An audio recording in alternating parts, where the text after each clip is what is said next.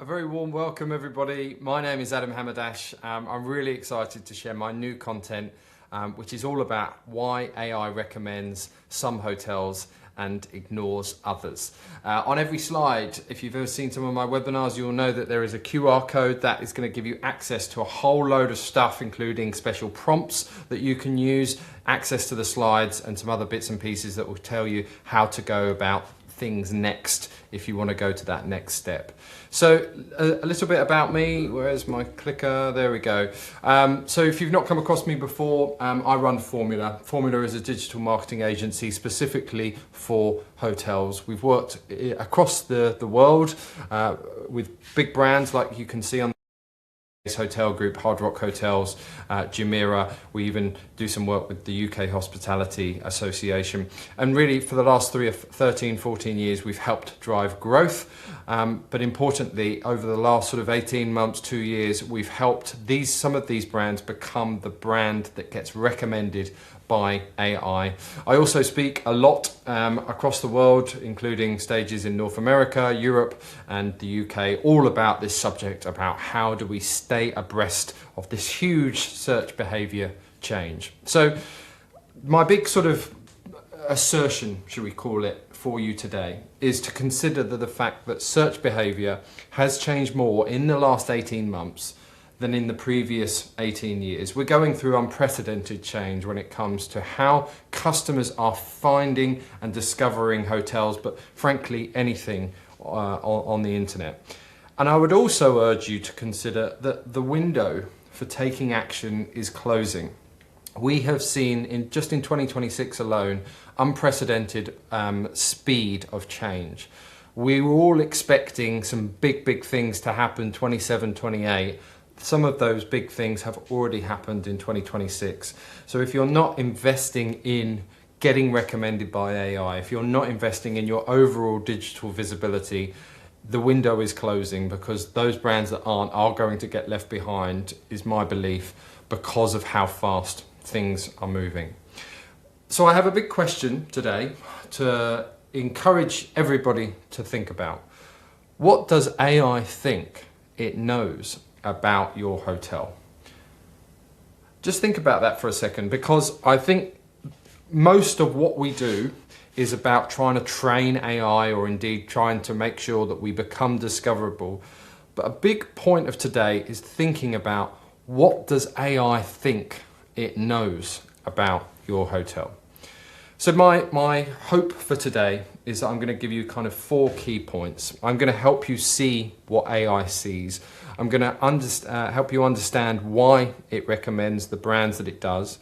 I'm going to help you identify the missing signals, and I'm going to give you a sort of a roadmap for what to do next. So I've broken my session down into 4 sections. The first is called the AI search shift. I'm going to give you a quick summary and update of all the developments that I think you need to know in terms of how your business is being affected by the changing search environment. I'm going to introduce you to the rise of the AI shadow, as we like to call it. This concept that we have this new digital brand or digital asset that effectively has so much influence over whether or not we get the sale. I'm going to talk to you about a whole section about how AI actually decides who to recommend, which is really kind of the topic of today's webinar. And I'm also going to lean in a bit into structured data. I get it, structured data, schema markup, this type of coding on the website is often overlooked. It's not a particularly sexy subject, especially for those that are not particularly technically minded. I'm going to break it down. What is it? Why is it so important? And why have I dedicated a whole section to this webinar today? I'm not going to teach you how to code today, but I am going to teach you the fundamentals that you need to be aware of so that you can be thinking about this in your own businesses. So let's get started then. The AI search shift today is all about the biggest disruption, I believe, that marketing is seeing for a generation. So I have 7 shifts to talk to you about today, and I think the most obvious one, as I think we're all aware of, is that ChatGPT has grown at historic speed. It hit 100 million weekly active users within 2 months. We're now somewhere around 900 million weekly active users. And if we compare that with what it's managed to achieve in comparison to the internet, which achieved that in 10 years, and Google, which achieved it in about 12 and a half years, ChatGPT has done that within 3.3 years. So it shows the pace at things of how things are moving so swiftly.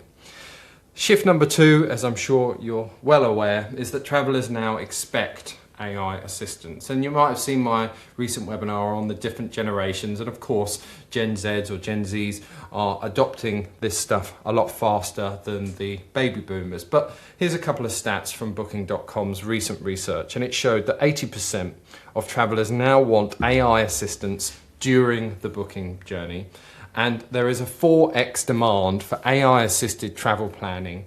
And that has increased since 2024. So look, we all know it's being used, customers want it, and it kind of makes sense because look, sifting through, looking for travel options is labor intensive. We need ways to make our buying behaviors as simplified as possible, especially when we live such busy lives. Shift 3 is that Google search has fundamentally changed. I think you'd struggle to have not seen the massive changes that have been undergoing on the page 1 of Google, which historically over the last 15, 20 years has been sort of the holy grail of marketing. Get on page 1 and generally you'll be doing well because you get the awareness, you get the visibility, and hopefully then you get the bookings. But the big change, I would suggest, over the last just coming up to 18 months is that 50% of all searches now feature AI overviews. And you can see from the diagram that I've included, or the screenshot that I've included, the AI overviews is the top bit. It's the AI sort of answer that features right at the very top, sometimes at the top, sometimes just below the ads, depending on the prompt or the search. Now 1 in 2 of those searches now feature AI overviews. And this is really significant because 60%, that's probably slightly higher. We've only got data from up to the back end of 2025. But basically 60% of all searches now end in 0 click. And that kind of makes sense because we're encouraged to dive deeper with AI mode, or indeed the answer is being provided for us. We don't need to crawl through 10, 15 different websites to get the answer that we needed. So big change in terms of Google search. OpenAI, obviously the company that owns ChatGPT, made a big shift direction about 6 months ago. It decided that being the world's biggest recommendation engine is actually a bigger opportunity than being the booking engine itself. So it trialed this idea of instant checkout, where it allowed certain users in the US to actually engage with the platform and transact whatever they were purchasing, whether it be shoes or a hotel. It has decided that providing the handoff model is a much better way of approaching it, because frankly, there's a whole load of headaches that come with owning the customer, refunds, problems, all this sort of thing. And actually, it would be far better to be recommending and handing off that booking. And so effectively, what is the impact for hotels on this particular change? Well, I think this is actually quite positive because there are direct booking apps that exist, like the Hotels Network, but this is still a relatively unproven concept. But fundamentally, we want to get people to our websites to encourage them to book direct. So that's a relatively good one. The next shift is that ChatGPT ads arrived in the US a few months ago. I think that happened around sort of February, March, and we got them in the UK in June. And they have reported already that ChatGPT ads grossed 100 million in ad revenue in the first 6 weeks after launch in the US. So not a small chunk of money. They are predicting, slightly ambitiously I have to say, but they're going to do 2.5 billion worth of ad revenue in this year alone. So they've got some way to go, albeit they think they're still sort of backing those numbers. And importantly, here's what I think is the biggest number. 100 billion in ad revenue by 2029.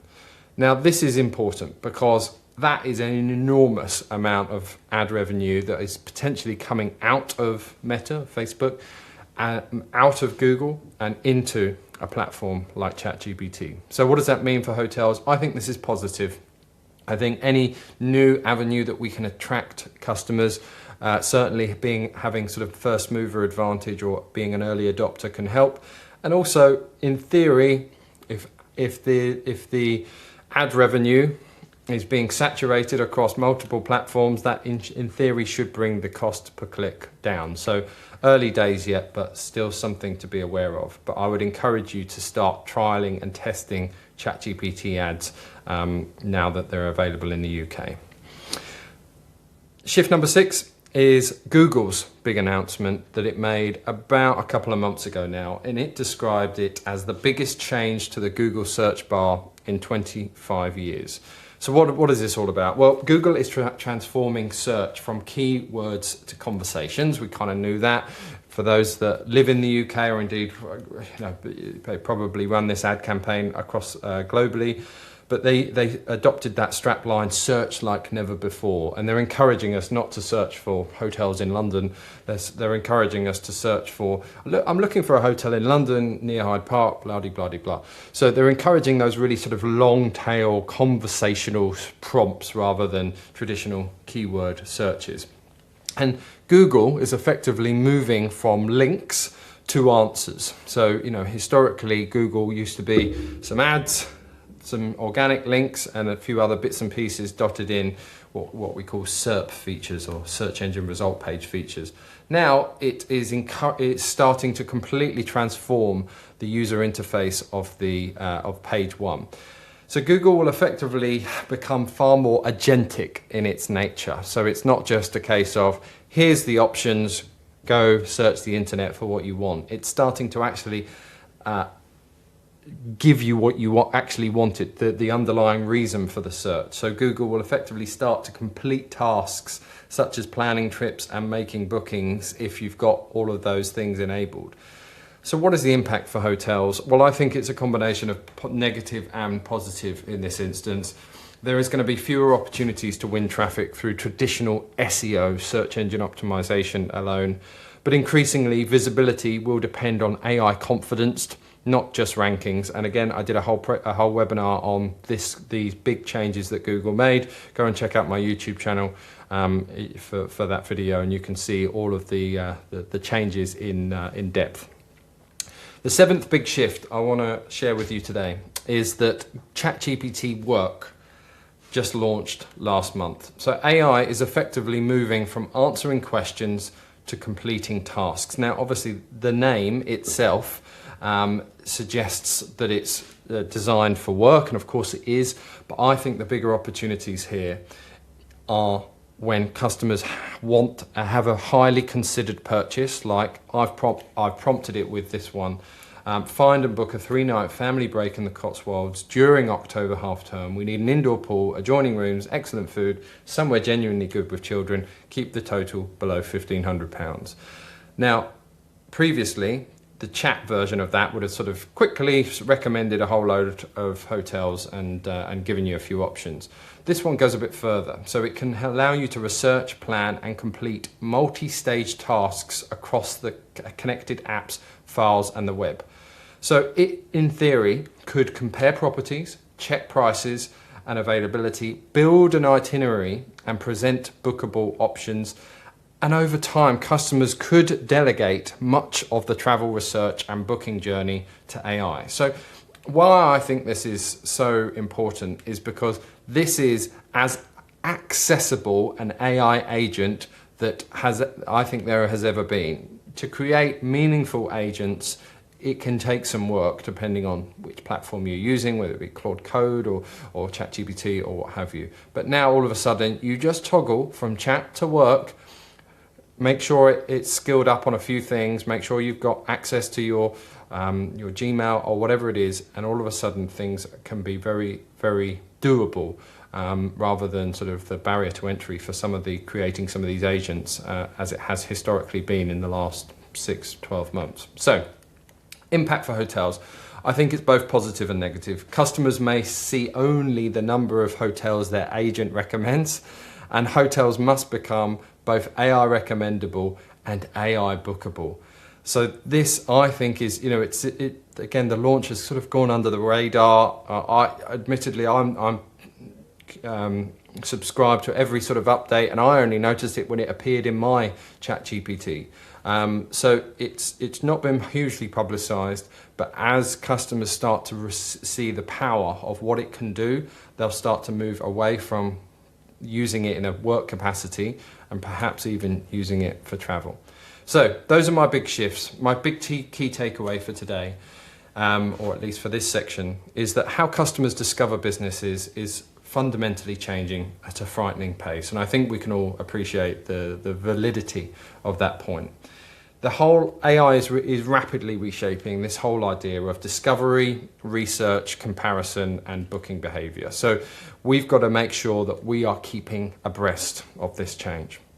So that leads me to section 2, and I want to introduce you to the rise of the AI shadow. And AI is already forming an opinion about your hotel, whether you know it or not. So to explain this, I want to walk you through the 2 roles of digital marketing before AI. Let's sort of break it right down. What has it all been about before AI really got involved? And I think those 2 responsibilities fall neatly into these 2. Number 1, we need to build digital assets that inform, entice, and convert. Doesn't matter whether we're selling socks or hotel rooms. If we want to succeed on a digital landscape, we have to do that one thing. And that can take many different forms. So we design our websites, we curate our social media feeds, and we optimize our aggregator listings. And these are effectively digital assets that we build that hopefully will inform, entice, and convert. The next responsibility of digital marketing before AI got involved was simply to drive visibility and traffic to those assets. And very simply, we can do it in one of 2 ways.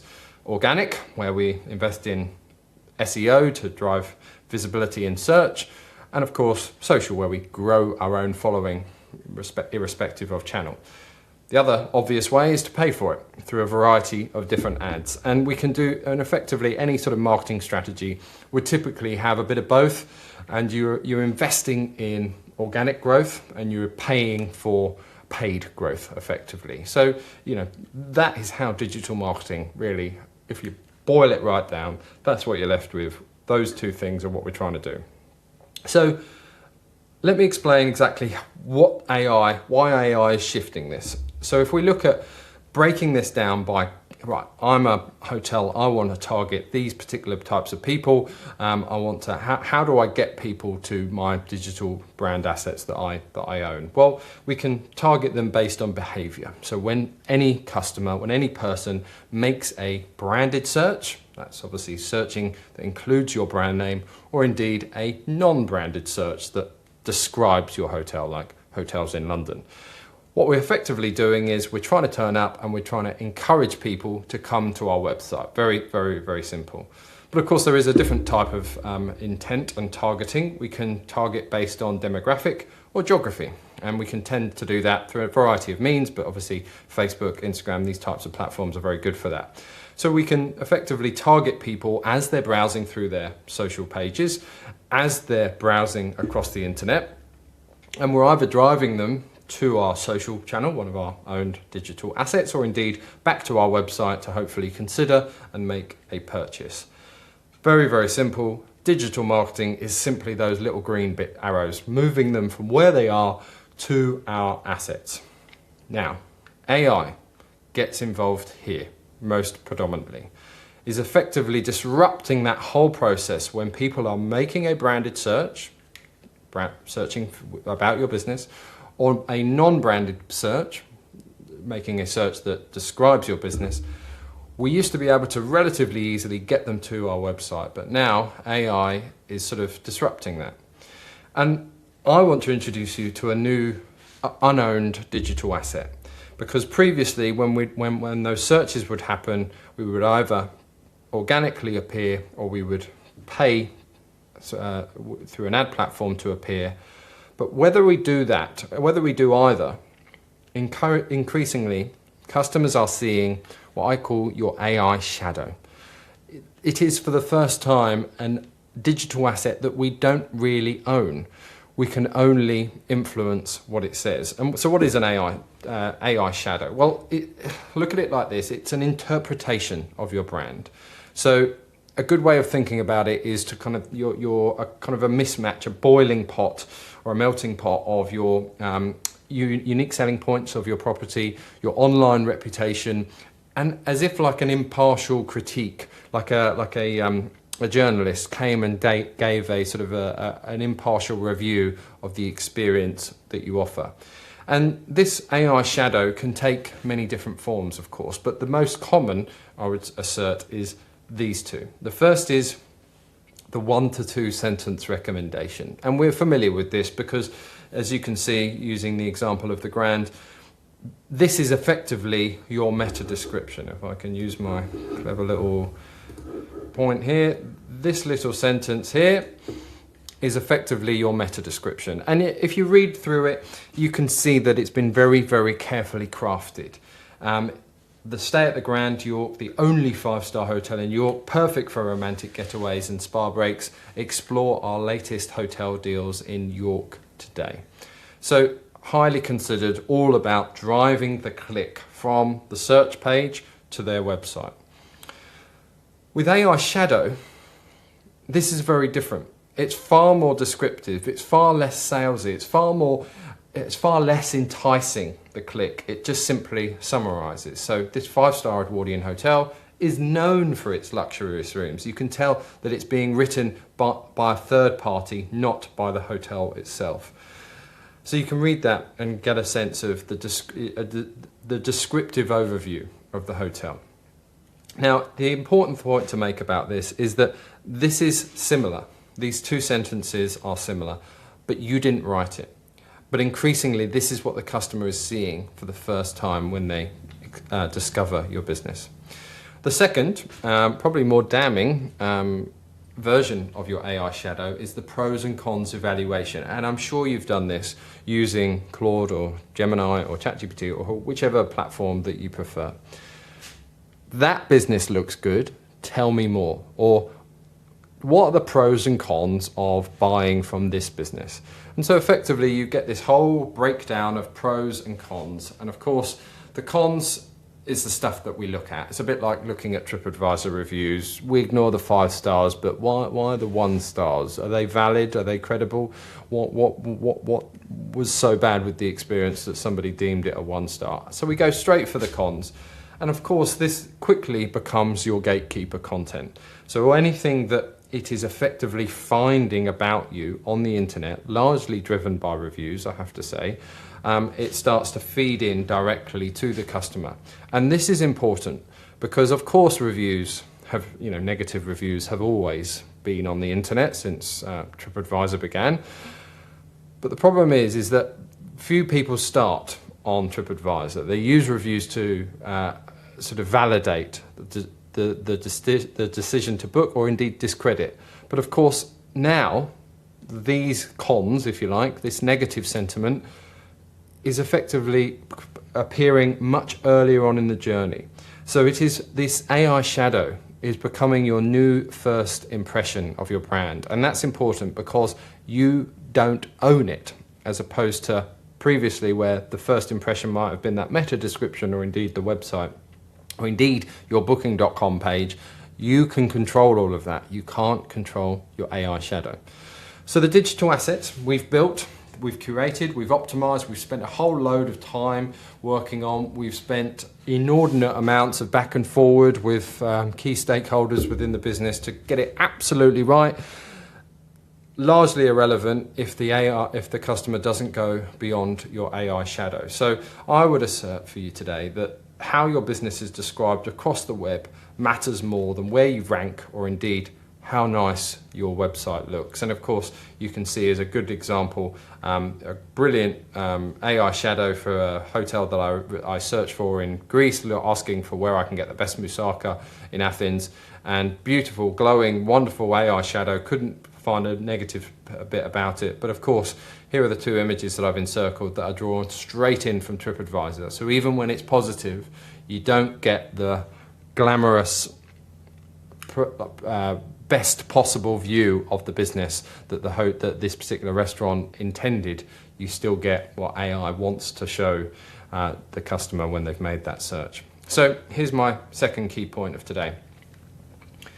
Digital marketing has two new growing responsibilities. Over the last couple of years, it's simply been build brand assets that inform, entice and convert, and of course drive visibility and traffic to those assets. In 2026, the first big new responsibility that we have is to, number one, get recommended by AI. The second is to influence. You cannot control, but you can influence what your AI shadow says about you. And of course, those other two still remain because we still need to do all of that stuff. We still need to build our assets that we do control. We still need to drive visibility and traffic to those assets. But increasingly, those two, I think, should sit at the top rather than being an afterthought. So that leads us to section 3, how AI actually decides who to recommend. So I'm going to talk you through the key distinctions between being ranked and being recommended. And I want to introduce you to a simple concept, which I like to refer to as the AI confidence model. Confidence in your business is everything. And we've created this framework called the CARBS Framework, which stands for customer clarity, authority mentions, reviews, brand consistency, and structured data. So customer clarity is simply, can AI immediately understand who you're for? Authority mentions, do trusted sources reinforce your credibility? Reviews, do customers consistently validate your experience? Brand consistency, does every source tell the same story? And structured data, can machines understand you without guessing? And we'll go into that a bit more detail in due course. So it's a very simple kind of concept, this. AI doesn't search, it judges. It judges based on what it knows about you. So if you consider the traditional search format where customers search, they get a whole load of Google ranked websites, they compare and then they decide. See, simplifying it hugely, but that is effectively what has been happening for the last 20 years in search. With the dawn of AI search, and again, I can't stress this enough, doesn't matter whether it be Google, Gemini, ChatGPT, Claude, the principle remains the same. The customer asks a question. AI evaluates hundreds of different signals, and AI decides which businesses it trusts, and then AI recommends based on its level of confidence in what you have in relation to the prompt or the search that was made by the customer. And so effectively, here's that word again, AI is looking for confidence. Every recommendation is a confidence calculation. It's looking at, can I understand this hotel? Can I trust this information? Is it relevant to the search that was made? Is it consistent? Can I verify it elsewhere? And that whole point about consistency, it's not just about having consistent name, address and phone number on business profile, on Bing Places, on Booking.com, on TripAdvisor. Of course, those are big ones that you have to get right, but it's across the internet. So for example, I did this quick test for a hotel the other day and we found a whole load of different names. And I said, oh, did you used to be called that? It's like, oh yeah, that was like 6 years ago. And of course, some of these more obscure directory listings that don't carry much weight, but as soon as there's any sort of form of inconsistency and those old directory listings haven't been updated, that again is reducing confidence in the business. So if that is you and you've changed business name or indeed phone number or whatever it is, making sure that that's in place is definitely worthwhile doing. So let's have a working example of this. I put into ChatGPT, recommend a luxury hotel in the Lake District with a spa, excellent food, dog-friendly rooms and good walking nearby. So quite a few, 5 or 6 different sort of facets to this prompt. And it came up with 3 brilliant hotels, I have to say. I've been to them all. Gilpin Hotel and Lake House, another place, the Lake, and Armathwaite Hall Hotel and Spa. Now, what it didn't recommend was a lovely property that I've been to, absolutely fabulous place, Appleby Manor Hotel and Garden Spa. And it begs the question, why these hotels and not Appleby? And of course, many others that, of course, would be relevant for all of those points, but just simply didn't get recommended. So why not Appleby, and why Gilpin, why another place, and why Armathwaite Hall? Well, let's first explore Appleby Manor. As I say, I've been there, it's a lovely place, you can see from the image, beautiful spa experience. And it is effectively a luxury hotel. It is in the Lake District. It has a spa on site. It has very strong food reviews. It has dog-friendly rooms, and it has excellent walking nearby. So why not be recommended? Well, I went into ChatGPT and I said, look, based on the CARBS Framework, could you help me understand why you didn't recommend Appleby Manor? And it basically rated it, and it gave the Gilpin, another place, Armathwaite Hall, pretty much top marks for every single part, except for Appleby. It started ranking them in slightly lower. So it's sort of 3 were higher confidence, and Appleby Manor just had high confidence, but not as much as the others. So I wanted to go further and understand why AI omitted Appleby Manor, and just what are the scoring parameters. And so we broke that down, that prompt, and we said, okay, well, for luxury, it was present, but it was less externally reinforced, which is really interesting. So they've been obviously talking about the fact that they are a luxury property on their own brand assets, on their own website, but that hasn't been as widely externally reinforced. Spa was strong, no issues there. Excellent food, very strong. It's got AA Rosette Award. Dog-friendly rooms available, but limited and not prominently positioned.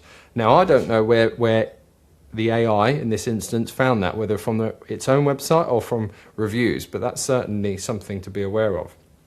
Good walking nearby, present but less clearly productized. So again, I think you'd be hard stretched to find anywhere in the Lake District that didn't have great walking nearby, but clearly that's an area that they would need to focus on. In the Lake District, well, slight geographic ambiguity. This is Appleby Manor, I say, I've been there. It is bang in the heart of the Lake District, but apparently AI thinks there's certain ambiguity about where exactly it is located. Independent authority, it had a smaller digital footprint than the other hotels, and brand and entity clarity, it said there are more fragmented across sources. So you can see this is a really clear understanding of which areas this particular hotel needs to work on. So I encourage you within your own hotels to do this yourself, and I appreciate there's a lot going on in this slide. Use that QR code and you'll be able to get access to this whole prompt. I've created a prompt where you just simply customize the pink bits. So I want you to compare my hotel with 3 named competitors and assess how confident you would be recommending each hotel to a potential guest. And then you choose obviously your own name and website, choose 3 competitors and website, and you just insert a specific customer prompt like I've used in this Lake District example. Punch that into Gemini, ChatGPT, wherever, and it will break down exactly what it is that you need to do. So again, use that QR code and you'll be able to access the slides and all the resources available on that page. So my third key takeaway for today: digital marketing in 2026 is increasingly about reducing ambiguity and improving AI's understanding of your business. And I can't stress that point enough. Ambiguity is what effectively will kill your business from being discovered. That's really where we need to be focused. So we've talked a lot today. There's been a lot of detail already. I'm now going to just lean in to structured data. That's the S in the CARBS framework. How machines understand your hotel and why I think it matters more than ever. So Why structured data is just so important? Well, you might have come across this idea of, or this concept of schema markup, and it's been around for a long time. It's a simple, frankly, way of coding the website so that machines, algorithms, they can more easily understand it. So if you consider that, if you look at my sort of little diagram on the screen, effectively your website is built for humans. We write for humans, and that makes sense because it's humans that are considering it. But schema is written for the machines, for the algorithms, for the large language models that are effectively crawling through or passing through your website at record speed to understand what you're about. And the more schema you've got, as long as it's valid, it reduces ambiguity and it creates more confidence. So schema doesn't guarantee that you're going to be recommended by AI. Of course, there's a lot more to it than that. But it will help AI understand your business, like the example of of Appleby Manor having some location ambiguity, even though that's about as concrete thing as you can get. So I would urge you to consider the big problem is that humans interpret and machines estimate. So to illustrate this, if we look at a simple thing that we might read on a hotel website. This hotel is perfect for couples looking for a relaxing coastal escape. And I'm sure we've written that kind of copy, or I'm sure we've read that kind of copy when we've been researching. And it's instantly understood by humans. The context is clearly filled in, and we feel the emotion. We understand what our own views of what a relaxing coastal escape and what a hotel perfect for couples might be. But AI must guess what these things mean. So does it mean it's a luxury hotel? Does it mean it's adults only?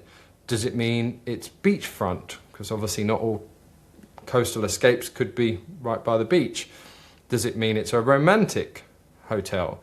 Does it have a spa? Is it 4- or 5-star hotels? These are the types of things that it has to assume or indeed guess what it thinks this particular hotel is just from this piece of copy. So humans naturally fill in the gap and AI has to estimate.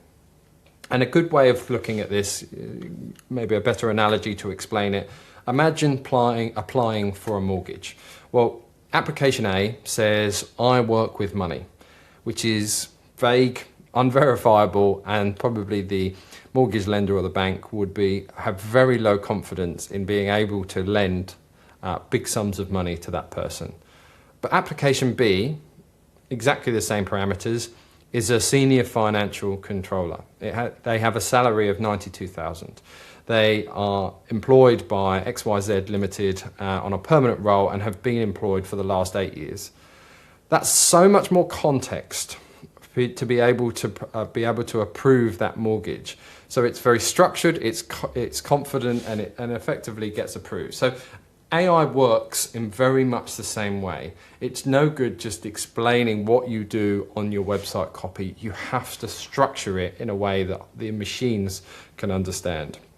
So what actually is structured data? Well, it's simply code added to your website that tells machines exactly what something is. And here's the point.